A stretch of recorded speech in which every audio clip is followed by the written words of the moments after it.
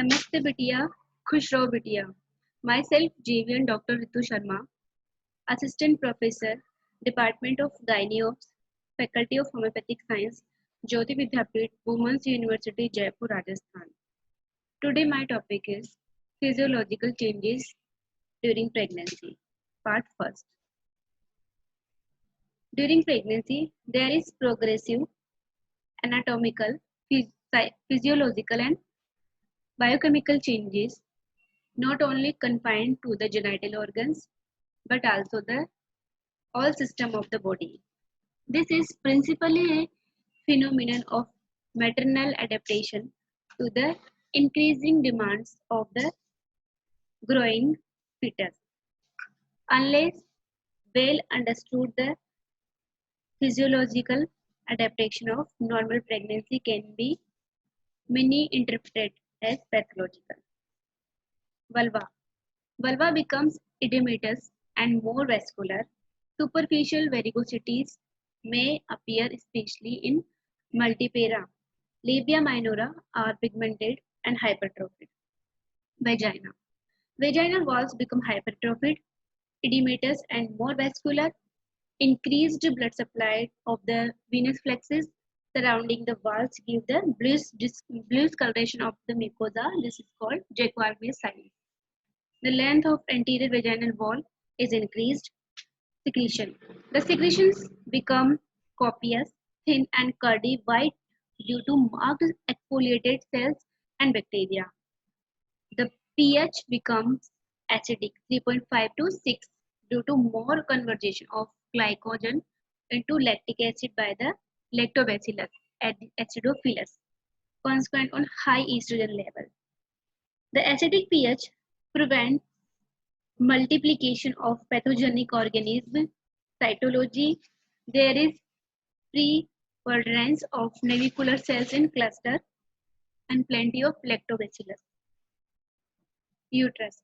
Uterus is more enormous growth of the uterus during pregnancy. The uterus, which in non-pregnant state weighs about 60 gram and with capacity of 5 to 10 ml and measurement about 7.5 centimeter in length. At term, weighs 900 to 1000 gram and measure 35 centimeter in length and capacity is increased 500 to 1000 times. Changes occurs in all the parts of uterus, body, isthmus, cervix. There are first is body of the uterus. There is increase in growth and enlargement of the body of the uterus. The enlargement of the uterus is affected by following factors. First is muscle fiber. The muscle fiber is hypertrophied and hyperplasia. Not only individual muscle fibers become and length and breadth, but also there is limited addition of new muscle fiber. These occurs under the influence of hormone that is progesterone and estrogen, limited to the first half of pregnancy, but pronounced up to the 12 weeks. Stretching. Stretching, the muscle fiber further elongated beyond 20 weeks due to distension by the growing fetus. The wall become thinner and at term measure about 1.5 centimeter and or less. The uterus feels soft and elastic in contrast to prim feel of no-gravid uterus. Arrangement of muscle fiber. Three distinctive layers of muscle fiber are evident. There are three layers. First is outer longitudinal, second is inner circular, and third is intermediate. Outer circular longitudinal muscle fiber, it follows hook-like arrangement, and inner circular muscle fiber, it is scanty or sphincter-like arrangement, and intermediate muscle fiber, it is thickest and strongest layer arrangement. There are three types of muscle fiber layer of the uterus. The the presentation of the longitudinal oblique circular muscle fiber of the pregnant uterus.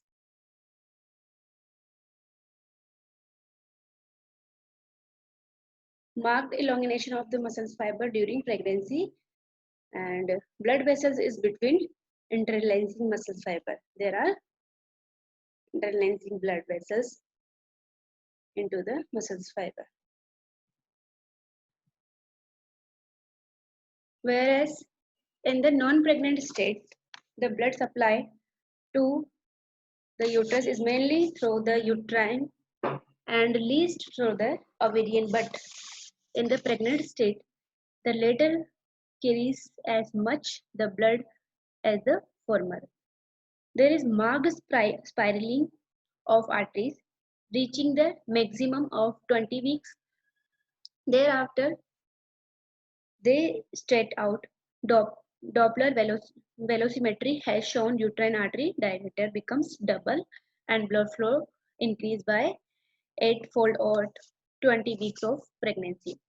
This vasodilation is mainly due to estradiol or progesterone. Veins become dilated and are volvulus. Numerous lymphatic channels are open. The vascular changes are most pronounced at the placental site.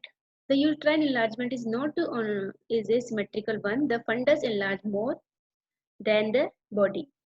It is evident by the low down attachment of the round ligament or insertion of the uterine end of the fallopian tube at term.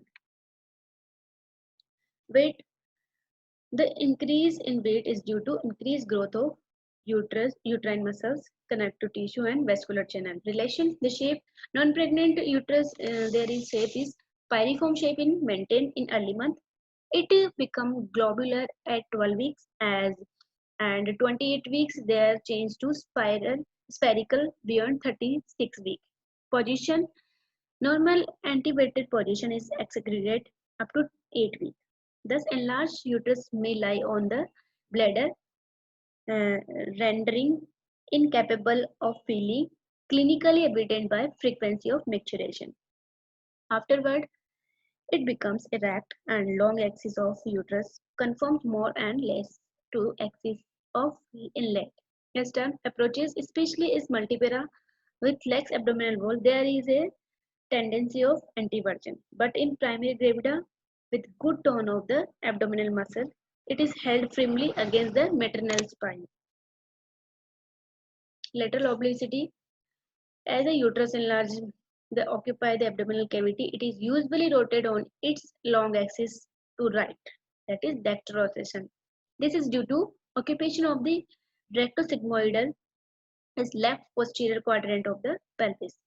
This makes the anterior surface of uterus to turn to the right and brings the left corner closer to the abdominal wall. The cervix as a result deviated to the left side, levorotation, bringing it closer to ureter. Uterine peritoneum. The peritoneum maintains the relation proportionately with the growing uterus. The uterosacral ligament and base of broad ligament lie up the level of pelvic rim. This result depending on pouch of Douglas. Large areas of the lower lateral wall of the uterus remain uncovered by peritoneum. These places are filled up by loose and vascular connective tissue. And contraction, Brattock's Hicks contraction. Uterine contraction in pregnancy has been named after Brattock's Braxton Hicks, who first described its entire during pregnancy forms from the very early week of pregnancy. The uterus undergo spontaneous contraction. This can be felt during bimanual palpation in early week or during abdominal palpation when uterus feel firm at one moment and softer at another. Although spontaneous and contraction may be excited by rubbing uterus, the contractions are irregular, infrequent, spasmodic and painless without any effect of dilation of cervix. The patient is non-conscious but about the contraction. Intrauterine pressure remains below 8 mm Hg. Near term, contractions become frequent with increase in intensity so as to produce some discomfort to the patient. Ultimately, it merges with the painful uterine contraction of labor. In abdominal pregnancy, Braxton Hicks contraction is not felt. During contraction, there is complete closure of uterine veins with partial occlusion of the arteries in relation to intervillous space, resulting in stagnation of blood in speech. This diminishes the placental perfusion, causing transient fetal hypoxia, which lead to fetal bradycardia and coinciding with contraction. Isthmus. There are important structural and functional changes in the isthmus during pregnancy. During the first trimester, isthmus hypertrophied and elongated about 3 times its original length. It becomes softer. With advancing pregnancy beyond 12 weeks, it progressively unfolds from the downward until it incorporated into the uterine cavity. There are picture of the different weeks of the pregnant uterine segment. The first is A 8 weeks, second B is 12 weeks, and C is 16 weeks. The elongation and formation of the lower uterine segment. Function as a sphincter in early pregnancy and thus help to retain the fetus within the uterus. Incompetency of the sphincteric action lead to mid-trimester abortion, and the encirclase operation done to rectify the defect is based on the principle of restoration of the retentive function of the isthmus. Cervix stoma, there are hypertrophy and hyperplasia of the elastic and connective tissue. Fluid accumulate inside and in between the fiber. Vascularity is increased, especially beneath the squamous epithelium of the portio vaginalis, which is responsible for its blue coloration. There are marked hypertrophy and hyperplasia of gland, which occupy the bulk of cervix. All these lead marked softening of cervix. This is called Woodwell sign, which is evident as early as 6 weeks. It begins at margin of externals and then spread upward. It not only provides diagnostic aid in pregnancy, but also the changes in the cervix facilitate its dilations during labor. Epithelium. There is marked proliferation of the endocervical mucosa with downward extension beyond the scamocolumnar junction. This gives rise to clinical appearance of ectopic erosion cervix.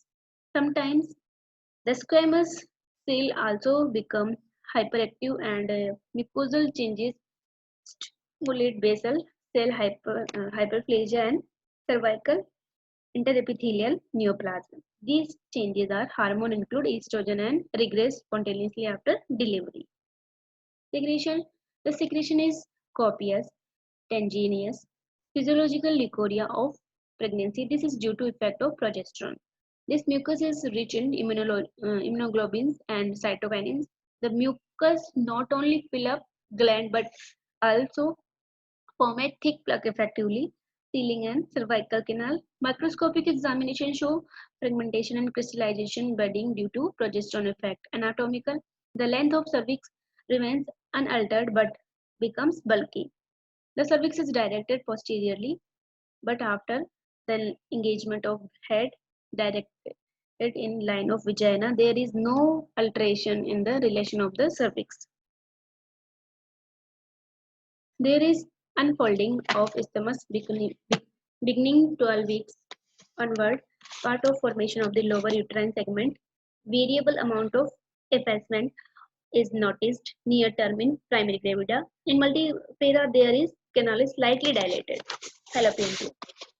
As the uterine end arises up and fimbrial end is held up by the infundibulopelvic ligament, it is placed almost vertically by the side of uterus. A term attachment of the uterus is placed at lower end of the upper one third because of marked growth of fundus. The total length is somewhat increased. The tube become congested. Muscles undergo hypertrophy. Epithelium become flattened and patches of residual reaction of observed. Ovary. The growth and function of the corpus luteum reaches its maximum at 8 weeks when it measures about 2.5 cm and becomes cystic. It looks bright orange, later becomes yellow and finally pale. Regression occurs following decline in the secretion of the HCG from placenta. Colloid degeneration occurs at 12 weeks, which later becomes calcified at term. Hormone. Changes of the cervix during advancing pregnancy, estrogen and progesterone secreted by the corpus luteum maintain the environment for the growing ovum before the action is taken over by the placenta. These hormones not only control the formation and maintenance of the decidua pregnancy but also inhibit ripening of follicle. Thus, both the ovarian and uterine cycle of the normal menstruation remain suspended. Lutoma of pregnancy result from exaggerated luteinization reaction of the ovarian. Normal cycle are fertile. Decidual reaction. There may be patchy sheet of decidual cells on outer surface of ovary. These are metaplastic changes due to high hormonal stimulation. The same stimulus may also produce utilization of artery or partially developed follicle. This session is powered by digital version 2.0 Jyoti Vidyapith Women University. I hope you are satisfied with my digital session. If you have any query, please mention in comment box. I will resolve it. Thank you.